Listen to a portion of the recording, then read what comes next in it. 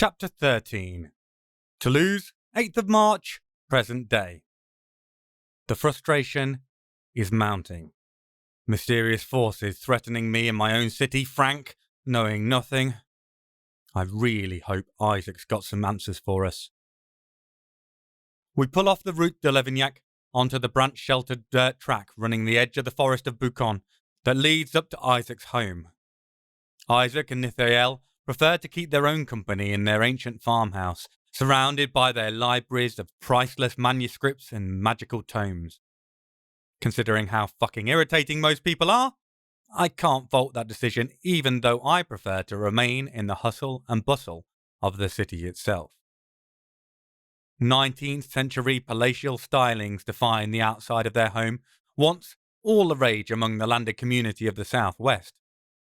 When they built it, Isaac and Nithael mixed the Maison Toulousaine-style fine pink bricks with features pinched from nearby chateaux. The bright blue window shutters are gaieties, bringing some relief to the pompous grandeur elsewhere.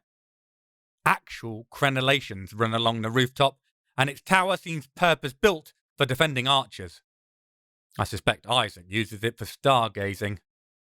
With a quick knock to be polite, I open the door, knowing that the only locks he needs will always recognise and welcome us in. I walk into the outdated but welcoming farm-style kitchen, all light woods and individually painted flowered tiles. The space is untidy, a natural bachelor pad, but not dirty. Isaac won't abide by it, not with so many precious documents and last remnants of near-extinct teachings contained within. Through the door at the back, I can see the main library, not to be confused with the secondary library.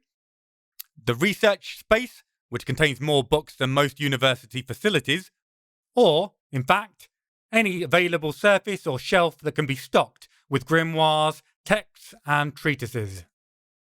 The kitchen table, a light beach marked by the wear of time, is covered in strange, multicoloured stains not caused by cooking, except in the Walter White alchemical sense. Hubert, a short-toed eagle and regular visitor, rustles his feathers on a rafter above the countertop. His curving beak sits under yellow eyes that show a constantly snickering smile. His white underbelly peeks through the pleated brown of his folded wings. Isaac leaves a high, round window ajar when it's not too cold for Hubert to come and go as he wishes. He peers haughtily down at me disapprovingly. As I hold his gaze, I wonder, not for the first time, if the short-toed eagle can see. He seems to take great delight in making diving runs through the space above Isaac and Nithael, even though the angel isn't visible to those without sight. The ballsiness of the eagle wanting to rumble with an angel always makes me want to applaud him each time he tries. Striding into the cosy attached to the kitchen, we find Isaac, sprawled in a high-backed armchair, a book of cryptic crosswords in hand, a pen balanced precariously across his right forefinger, which is gripped round his coffee cup. He starts guiltily before gazing plaintively up at me. I feel like I've already done more than my daily quota of sighing at this point. Laser-like focus, Isaac, I huff. Of course, lad, of course. Nothing but just felt like I'd started turning cognitive circles. Couldn't get out of the mental feedback loop. Needed a momentary discharge before firing back at it, fighting fit. He beams up at me. I find it impossible to stay mad at him, however much I occasionally want to clap him round the back of the head. So, how did it go with the aquatic toe rag, my boy? Isaac offers an apologetic grin to go with the obvious subject change. Wincing, I ease myself into a matching chair opposite him as Aisha browses the jumbled and overstacked bookshelf behind us. This body is still adjusting to the high demands that both I and my talent put on it. Well, he wasn't in on it and knew nothing. That's all I've got. Oh, and he seems to have a crush on our erstwhile colleague over there. Aisha quits browsing and fixes me with a look that, while not magical, certainly hits just as hard. My wide-eyed, innocent expression lasts about 10 seconds before both Isaac and I dissolve into cackling fits. She dismisses us like a worn-down parent of unruly, hyperactive spawn and returns to the better quality of conversation found in book spines. As we compose ourselves, I ask Isaac what progress he's made. His humour evaporates, frustration taking its place. None of any note, lad, sorry to say. The problem is that we're off into realms of the theoretical where we can imagine an equation, but we miss too many of the elements to reach a conclusion. There are two parts upon which it hinges. First, we need a spell sufficiently powerful enough to capture Nanael or separate him from Jacob. Nithael and I believe our bond powers Nithael's force in this dimension. So if something pulled Nanael and Jacob apart, then perhaps it would have weakened Nanael sufficiently enough to force them to be pliant, but that's only supposition. Second, you need a person or persons capable of wielding the spell or with innate natural abilities that make the task possible. Of the second group, there are a few known plausible options. The Sistren of Bordeaux, if they work as a unified unit, might manage it were the magical groundwork already laid. The Sistren. My nearest neighbours, both in terms of geography and talent. Run by the mother, they verge on a religious order structured around a very definite matriarchy. Not a group I want to tangle with, if I can avoid it. But I don't believe they would have the finesse for the spell work needed to accompany the brute force, he continues. Particularly because I think you'll need a powerful Kabbalah wielder to be involved, considering you'll need to rupture an integral part of Jacob and Nanael's coexistence. Could someone be trying to replicate your experiments? I don't want to say it, but my thoughts turn to the possibility of another angel bearer. Just because the two we've met have been righteous, albeit a bit extreme in their hands-off policy, doesn't mean all those of the higher dimensions are the same. The directions up and down the dimensional ladder are just vibrational differences. While it's hard to believe anyone who'd made the transition to pure thought and energy necessary to house an angel could be petty or vindictive, it's not impossible. What if it's an enemy of Nith or Nan? Come down here looking for them. Aisha's clearly following the same train of thought. Isaac tuts. Not that, lass. They assure me the other Bene Elohim aren't interested in what goes on down here in the slightest, as long as it doesn't affect them. Nor anyone who wishes them harm. As for replicating our work, I didn't hear any explosions loud enough to rival Hiroshima, did you? Believe you me, even when we tried, before we used our own bodies, everything we put the Enochian runes onto went boom bloody quickly. Aisha arches an eyebrow. So, tattooing yourself and making yourself the potential explodey vessel was the next logical step, was it? Don't be ridiculous, lass. Isaac's indignant look crumbles into a sheepish grin. I couldn't tattoo myself. That would have been entirely implausible. I did Jack's ink and he did mine. Aisha snorts. Big difference. I decide it's worth qualifying his answer, not least because it will turn his currently pinkish blush into a far more satisfyingly deep shade. What he isn't mentioning is the people who tried to imitate them. 3 of his students did Human Torch impressions when they tried to combine scarification with the names of the Malachim. 2, lad, only 2. Sorry, only 2 powerful Kabbalists self-immolated. My bad. Then there was the fella who thought he'd try to hold Yahweh himself. Isaac's glum expression deepens. Blew up his entire house. Several neighbouring houses too. Left a crater 6 meters deep and 10 across after tattooing the first letter of God's secret name. Bloody arrogant fool. And then there was the guy who dabbled with the dark side and wrote the name of a Shadim on his forehead. Ended up eating his own arm up to the elbow before embedding the resultant bone shards into his own brain. Yes, look, I think she gets the idea, lad. We got very lucky. I shake my head. It wasn't just luck, although that played a major part. The two of you are just another weight class of talent compared to everyone else. Considering you and Jacob invented Kabbalah, it's not that surprising. Isaac nods, then looks over at Aisha. Maybe I deserve the title of Isaac the Blind. A lot of people paid for trying to replicate our studies. Anyway, the Kashmir province, and we were the leading Jewish authority at the time, made it officially haram to try any such experiment ever again. We destroyed our research, and the punishments for attempting to replicate it have always been bloody severe. Musing over the magical tradition and what I've learned about it under his tutelage, my thoughts turn to the legendary golem of Prague. That was the last time we heard sight or sound of Jacob. Him aiding the Rabbi Leo with his creation designed to protect the Jewish ghettos of Prague. Thinking about that, about how the Kabbalist magic was used to power their creation, causes an idea to crystallize. Something that's been scratching away at the back of my mind. The golem was powered by the magic word written on its forehead, making it both its strength and its weakness. The Kabbalah inscription of truth, which gives it life, becomes death if you erase one letter.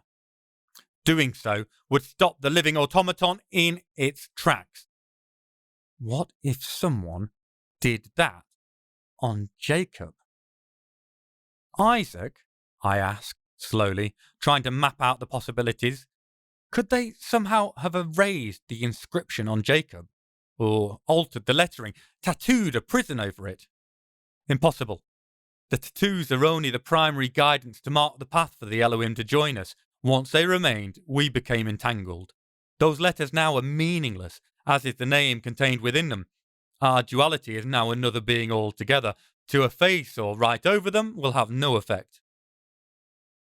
Strange to hear it that way.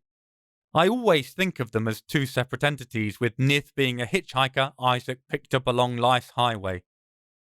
That makes them sound more like one new being, integrally combined. It makes me uncomfortable, for reasons I can't explain. Okay, so what have we got? We know we're dealing with a person or people of power, including an Enochian expert, who have potentially managed to split Nanael and Jacob. I come back to my original question. Could they have bonded with an angel of their own? Isaac gives it due consideration, but looks doubtful. Nithael has always insisted that should any other Elohim descend to our plane, they will know instantly. However, if someone has obscured themselves from their sight and we have another force at large arrayed against us, then we're dealing with potentially world-breaking events. Silence reigns, a bleak, heavy, foreboding moment as Isaac and I look at each other, the weight of that weighing down on us heavily. So, he, she, or they are Thanos and we're the Avengers, got it? Aisha says with a bored tone from behind us. The good God bless her, it breaks the tension perfectly. Does that make you Black Widow? I ask her, my grin mirrored on Isaac's face. She answers me in the same tone, not bothering to turn around. Do I look fucking useless, dickhead? The answer you're looking for, if you don't fancy a ventriloquist gargle around your testicles when I've lodged them in the back of your throat, is no, Aisha, you certainly don't. I mouth, ooh, at Isaac, and she gives me a double middle finger salute over her shoulders. I consider our options, my chin resting on spread hands. What about the Saint's hanky, Isaac? The whole situation makes zero sense. Trying to understand where the artifact the phone Dick once might be seems our only way into the mystery. The vernacle, as you well know, lad, as I said, it disappeared from the Vatican during one of the intermittent evictions of the Pope by the populace, lost in the sack of Rome in 1527. I've reached out to my contacts in the modern Catholic Church, and they believe Spanish soldiers took it across the Alps, heading home, presumably, to dedicate the relic to one of their own cathedrals. They certainly made the crossing into France, and I've traced reports of their passing through Marseille, where they rested on their way towards the Languedoc to cross the Pyrenees. He exhales heavily, his eyebrows twitching. Then I lost the trail. Our unknown enemy is not entirely foolish to look for it here, though. There's something else we need to discuss, Paul. I can see his nervousness. In any other man, I'd call it fear, but Isaac isn't scared. He is justifiably worried. Prickles form on my skin, those little goosebumps when your body starts responding to hormones almost before you know they're there. Whatever he's about to say, it's making my fight or flight system fire up. This can't be good. It's believed the vertical can raise the dead. If this caster is so inclined, can you imagine the hell he could wreak with an army of undead and the power of an angel?